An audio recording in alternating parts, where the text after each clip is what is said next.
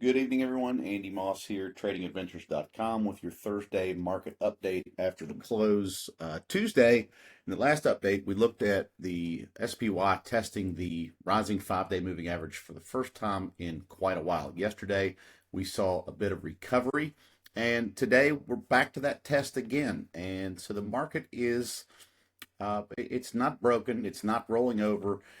It's not falling apart. It is correcting through time so far. We've got 5 days of action right in this area, and we can see that this 713 roughly area has been a place for it to kind of hit the brakes a little bit. So we're back to a test once again of the rising 5-day moving average. Prices are below that right now after fairly sharp sell-off earlier in the afternoon. And so what that tells us, again, it's not rolling over, it's not falling down, it's just simply losing some of that upward momentum at this time. And as these tests become more frequent and closer together, as we know, the more times a level of perceived support or resistance is tested, the more likely it is to give way. And so we see the 5-day here at 708.87. The 8-day is over here at 704.83. It is caught up to this lower shadow on the daily candle here.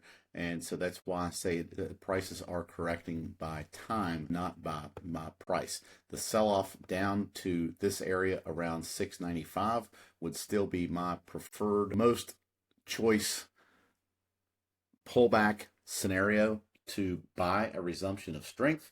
As always, the market doesn't care what I think is best or most ideal. That's just one possibility to consider. The 21-day and the 50-day are together here down around 676.50 and still quite a ways under price. So if we consider all the different factors, the prices are still a bit extended here given the recent run.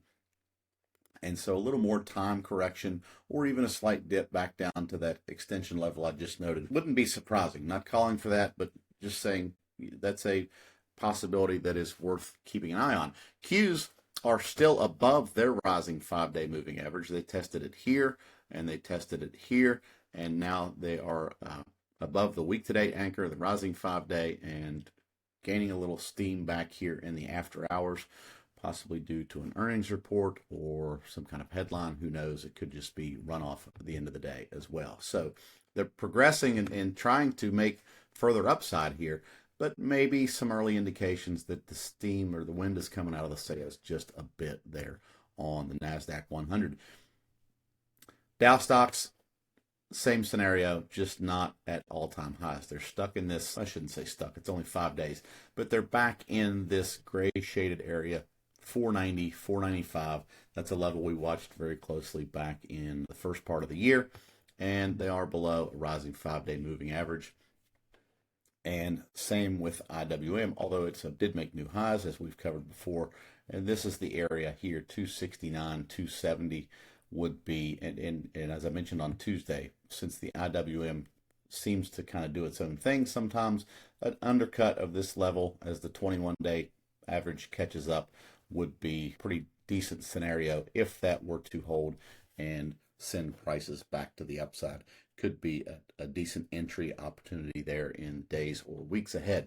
Bitcoin continues to hold up, climbing the rising 8-day moving average. Couple of tests in here that got resolved back to the upside and doing pretty well. So Bitcoin is on firmer ground here over this recent high, over the year-to-date anchor, over the 8 and 21-day moving averages.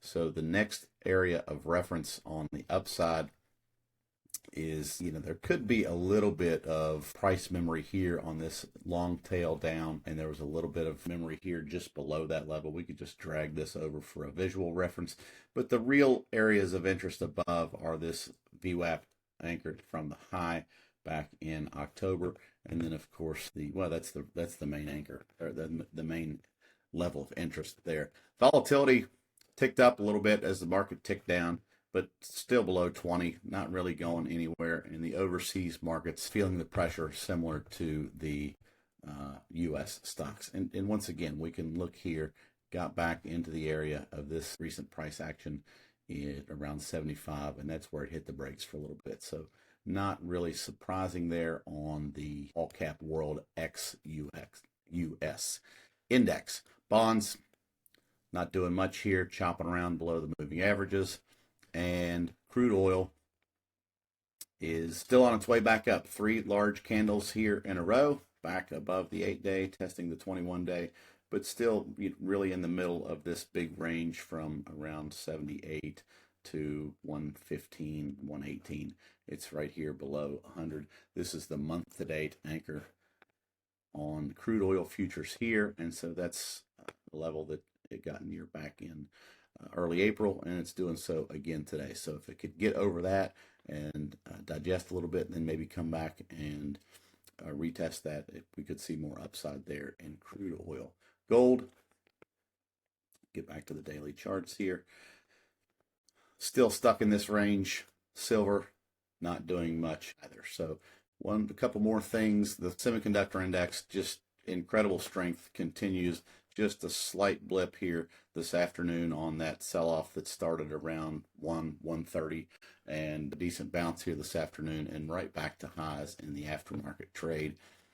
XBI, biotech, coming off a little bit below the 8-day moving average, but certainly nothing out of the ordinary after such a strong run. And the Mag 7, which names that have been leaders on this move higher, as well as the semiconductor index, really holding up here very well so far. Same kind of action, 5 or 6 days here of time correction below a now flat 5-day moving average, and so we might see some movement back down into, this would be, and this is a little messy down here, but on the mags as a group, 62 to 63.30 would be the level that I would watch first on further decline there for MAGS.